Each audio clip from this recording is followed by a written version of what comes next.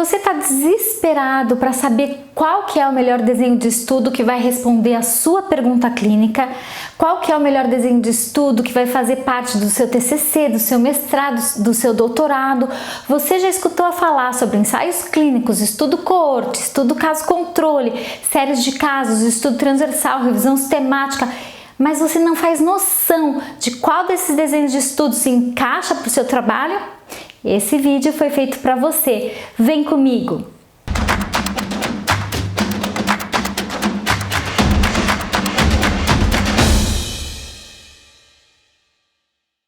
Olá pessoal, sejam muito bem-vindos ao seu canal sobre saúde baseada em evidências. É isso aí!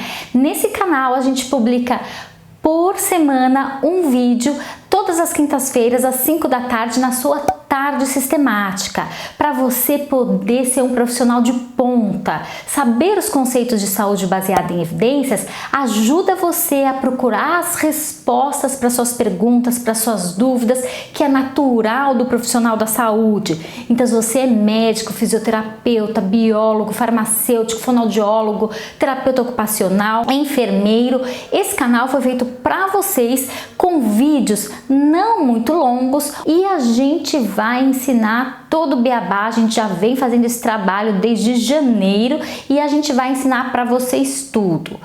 Hoje é o vídeo dos principais desenhos de estudos epidemiológicos. Se você está fazendo sua tese, se você está fazendo seu TCC ou você está orientando seu aluno, existe uma grande dificuldade, tanto do aluno como do professor, de entender e procurar o melhor desenho de estudo apropriado para a sua pergunta clínica. Primeira coisa que vocês têm que ter em mente é que para cada questão clínica na área da saúde existe o melhor desenho de estudo que vai responder essa pergunta clínica, o melhor desenho de estudo no quesito metodológico, para evitar qualquer viés ou tendenciosidade ou erro sistemático, né, que são sinônimos na condução da sua pesquisa. Então, nesse vídeo eu vou explicar para vocês de uma forma didática e mais simples o que são os ensaios clínicos, estudos coorte, estudo caso-controle, estudo transversal e as famosas revisões sistemáticas. Então, vamos lá para o computador. Bom, então vamos começar pelos ensaios clínicos randomizados. Ensaios clínicos significa experimentos com seres humanos. A palavra randomizada veio do inglês e significa sorteio ou aleatorização em português. Os ensaios clínicos randomizados, eles são um desenho de estudo para responder perguntas clínicas voltadas para a efetividade, eficácia, eficiência e ou segurança de novas terapias, novas intervenções, novas cirurgias. Então, sempre que eu tenho uma intervenção em jogo, mas essa intervenção aplicada pelo investigador com o propósito de saber os efeitos dessa intervenção, eu vou lançar mão de um ensaio clínico randomizado. Atenção! Não é porque eu tenho a intervenção embutida nessa pergunta clínica que vai configurar uma pergunta voltada para intervenção, voltada para tratamento, requerendo então ensaios clínicos randomizados. Não. Entretanto, se essa intervenção, o investigador tiver desejo de aplicar essa intervenção nos seus pacientes e verificar os efeitos, ou seja, verificar os desfechos, os resultados benéficos, como os eventos adversos, aí sim eu estou diante de uma pergunta clínica voltada para intervenção. E o melhor desenho de estudo primário significa estudos feitos em seres humanos, são os ensaios clínicos randomizados, ok? Tenham isso em mente. Então, o que vai definir o seu desenho de estudo vai ser sua pergunta clínica, ok? Então, esse é um exemplo de um ensaio clínico randomizado, em que a gente pega uma amostra, todos os participantes, eles têm que estar acometidos com a doença que vocês querem tratar, com a doença que o investigador quer tratar. Então, nesse caso, participantes com doença crônica periodontal. Esses participantes passaram pelo critério de elegibilidade e são representativos de uma amostra e todos contendo a doença. Eles vão ser randomizados, sorteados para 2 ou mais grupos. O processo de randomização, ele vai ter como objetivo 1. fazer com que os participantes tenham a mesma chance de cair, tanto no grupo tratado como no grupo controle. 2. Quando eu randomizo adequadamente, quando eu sorteio adequadamente, e os dois grupos acabam por ser homogêneos, semelhantes em termos de características como demográficas, como idade, sexo, comorbidades e assim por diante. 3. Neutralizar qualquer tendenciosidade que aquele investigador tem de escolher os pacientes, por exemplo, com melhor prognóstico para onde ele aposta as fichas, ok? Uma vez randomizado, então eu vou ter dois grupos. O grupo que os investigadores estão apostando as fichas, que é o uso de fitoterápico como adjuvante ao tratamento usual. E qual que é o tratamento usual para a doença periodontal? Alisamento e raspagem radicular. Então eles querem saber se fitoterápico mais alisamento radicular é mais efetivo quando comparado a apenas o tratamento usual, que seria o alisamento e raspagem radicular. Para quê? E aí vem os desfechos que vocês querem estudar, como por exemplo, redução do sangramento. Então vejam que aqui os investigadores eles planejaram o estudo e começaram nesse presente, começaram agora, nesse momento, e vão olhar lá para o futuro, então vão acompanhar prospectivamente se esses participantes apresentam ou não a diminuição de sangramento em ambos os grupos, e depois eles vão calcular o risco relativo para ver quais que são as taxas de eventos em ambos os grupos. Partindo do pressuposto que os dois grupos de participantes, intervenção e grupo controle, são semelhantes e que apenas a diferença é atribuída para a intervenção, então no final do estudo existe a possibilidade de sim responder com confiança que sim, o tratamento faz mais bem do que mal, ou não, o tratamento faz mais mal do que bem, ou não há diferença entre o grupo tratado e o grupo controle.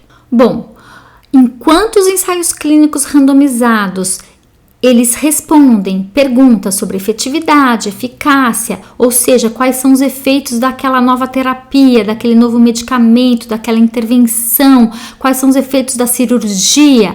O estudo coorte, ele responde questões de prognóstico, ele quer responder questões sobre hipóteses de associação, como por exemplo, se existe uma associação entre um fator de risco, entre uma exposição e aquela população e aquele desfecho, e aquela população acometida com um determinado desfecho. Então é diferente, responde pergunta clínica diferente de um ensaio clínico randomizado. Então aqui a gente tem uma amostra da população, uma amostra de pacientes representativos da população, igual lá no ensaio clínico. Só que aqui a gente vai pegar esses pacientes, por exemplo, no exemplo que eu estou trazendo para vocês, com câncer do colo retal e metástases, e vai procurar um fator de risco que a gente aposta as fichas que vai estar piorando, por exemplo, a sobrevida. Então, nesse caso, o fator de risco, uma exposição, um fator de risco geralmente é maléfico, mas pode ser benéfico também. Nesse caso, o fator de risco é maléfico, ou seja, a ausência de pseudocápsula. Pseudocápsula é um tecido fibroso gerado pelo próprio organismo do paciente, tá? Como proteção contra crescimento infiltrativo. Então, ter a pseudocápsula é uma coisa boa. A ausência dessa pseudocápsula é uma coisa ruim.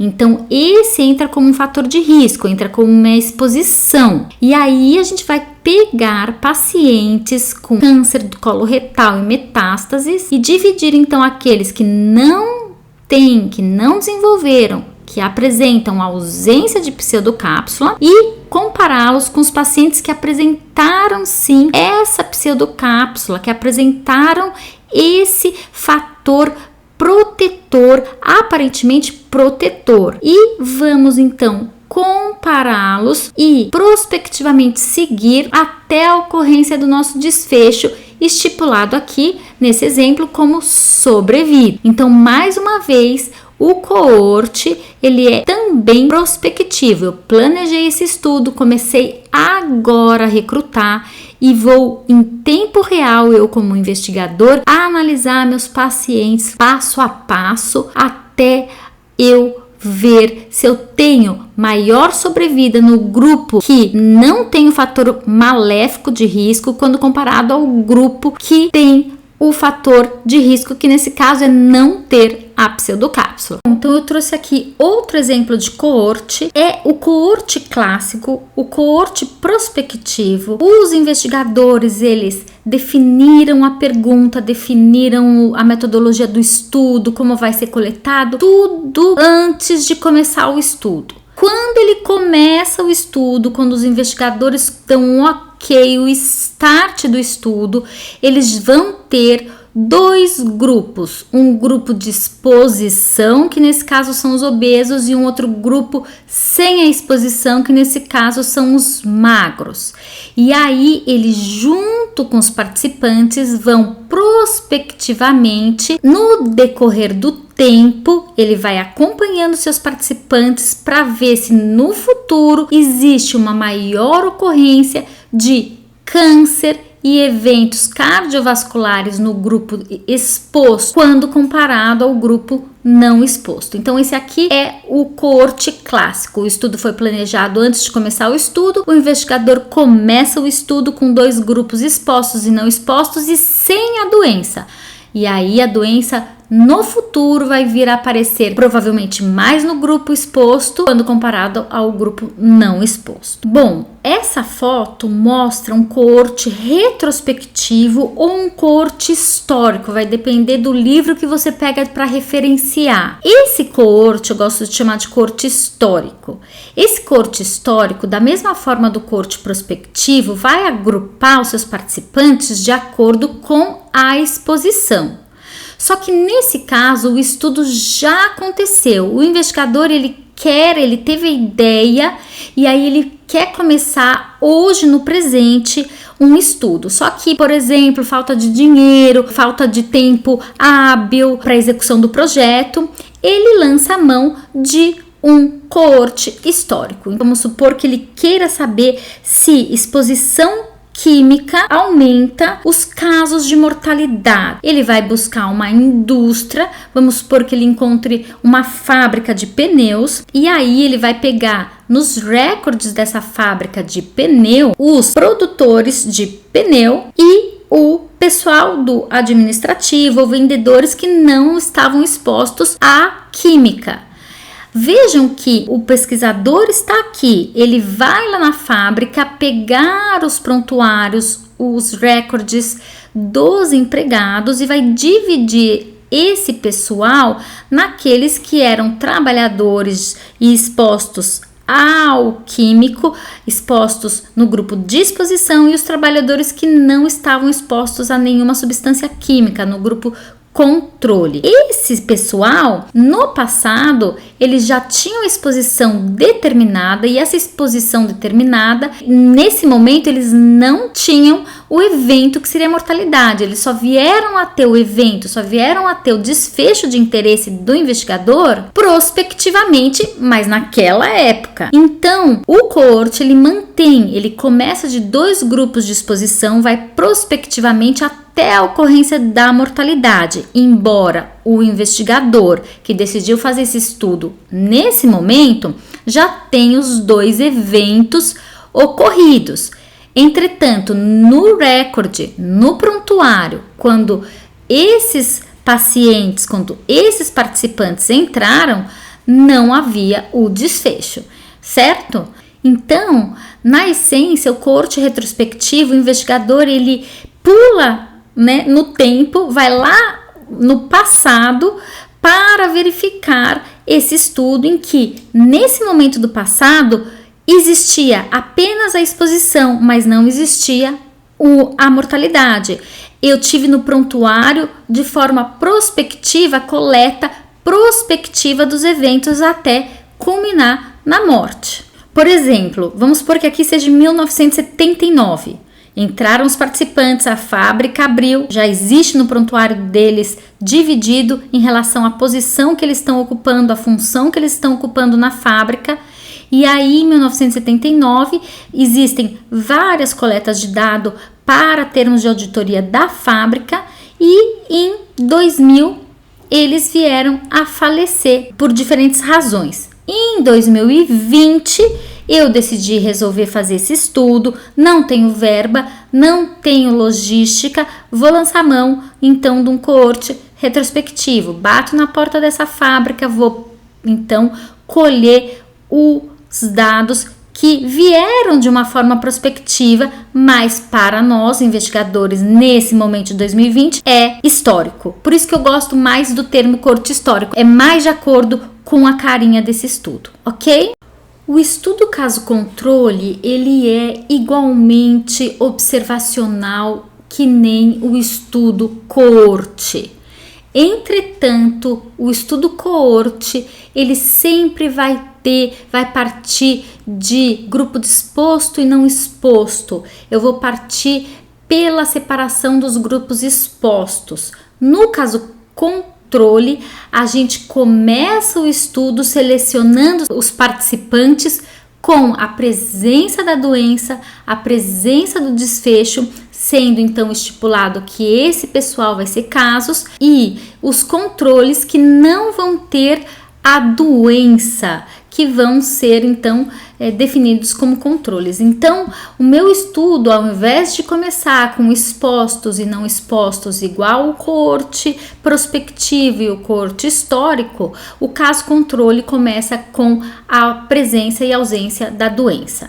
Então, vamos supor que a gente queira verificar câncer de pele e exposição a sol. Eu teria pessoas com câncer, diagnosticadas já com câncer de pele, e vou parear essas pessoas pela idade, pelo sexo, comorbidades e outras variáveis que eu julgar necessário para neutralizar qualquer diferença entre ambos os grupos, para apenas a diferença estar atrelada à exposição ou frequência da exposição, com o grupo controle, com o grupo que não tem a doença. Então, por definição, o estudo caso-controle é sempre retrospectivo, porque eu começo com a presença do meu desfecho em um dos grupos, parear com a ausência daquele desfecho e depois eu volto para o passado para rastrear, para investigar a exposição e a frequência em cada grupo. Então aqui vamos supor que eu queira pessoas com câncer de pele, vou parear com pessoas que nunca tiveram câncer de pele, e aí vou fazer um questionário. Por meio do questionário eu vou tentar descobrir qual foi a frequência de exposição ao meu fator de risco. O meu fator de risco é o sol. Então, quantas vezes por semana você se expunha ao sol? Qual o horário? Usava protetor solar? E a mesma pergunta para aqueles que não têm a doença. E tentar então associar o câncer de pele com a maior incidência de fator de risco, a maior frequência, duração, a exposição ao fator de risco em questão. Esse estudo, ele substitui o coorte quando eu não tenho uma logística adequada, quando eu não tenho tempo suficiente para seguir os participantes, quando eu não tenho financeiro suficiente, e dessa forma eu preciso de um estudo mais rápido e viável para ser realizado. Entretanto, o viés que grita aqui é o viés de memória, porque imagina aquele senhor de 70 anos de idade que teve câncer de pele. Imagina a gente fazer um questionário e perguntar desde quando ele começou a se expor ao sol, quanto ele se expunha ao sol, a alimentação também, algumas coisas que podem estar vinculadas. Muita coisa vai ser dependente da memória, do viés de memória, e é um viés bastante importante nesse desenho de estudo. Agora, um estudo transversal é um estudo que eu tiro apenas uma fotografia é descritivo.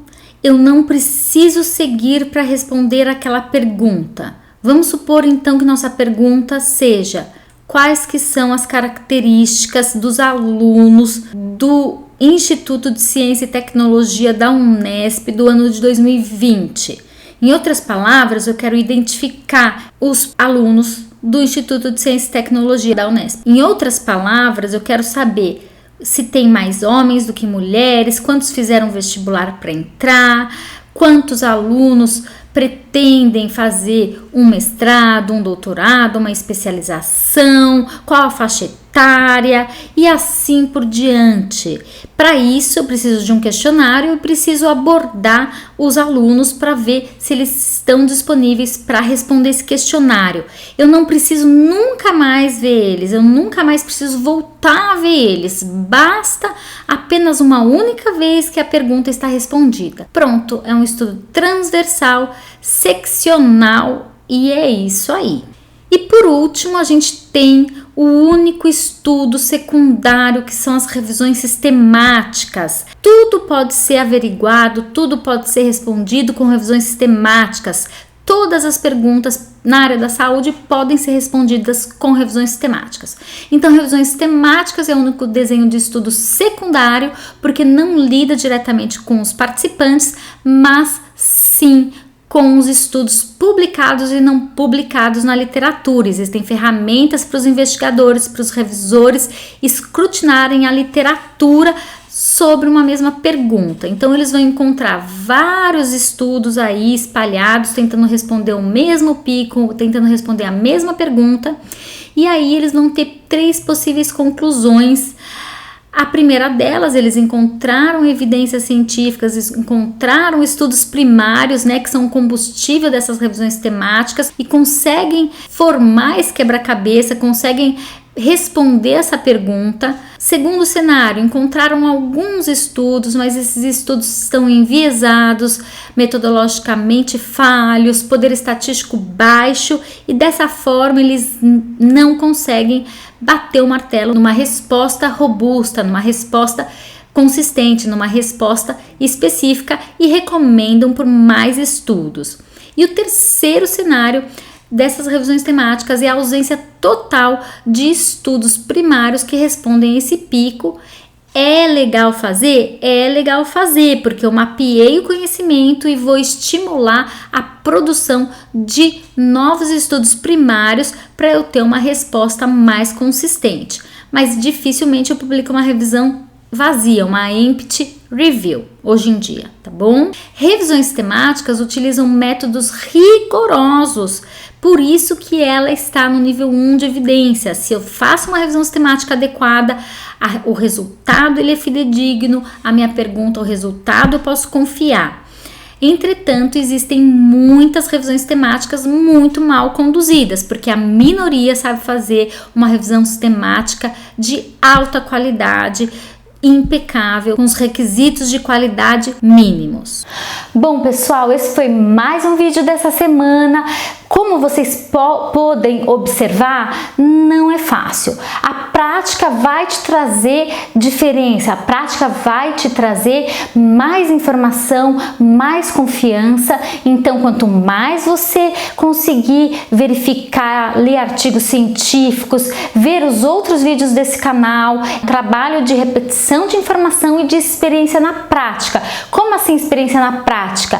Ler artigos científicos, tentar deduzir qual que é o desenho de estudo daquele artigo científico, porque muitas vezes o próprio artigo científico se denomina, por exemplo, um estudo coorte, mas na verdade era um estudo caso-controle. Está cheio da literatura esses erros de desenho de estudo e você precisa ter um olhar mais acurado para poder fazer a diferença no seu profissional, para poder ter qualidade na sua atuação, na sua prática clínica, te ajudar na tomada de decisão, quer seja você um profissional clínico de campo, ou quer seja você um profissional pesquisador acadêmico, um orientador, e esses conceitos é importante, vai te pegar na curva, então é melhor você já aprender aqui comigo. Então se inscreva no meu canal, dê like, compartilha E é importante se inscrever e apertar o sininho para te avisar de todos os vídeos que a gente posta aqui, para você não perder nenhum vídeo. Coloca aí na sua agenda, toda quinta-feira às 5 da tarde,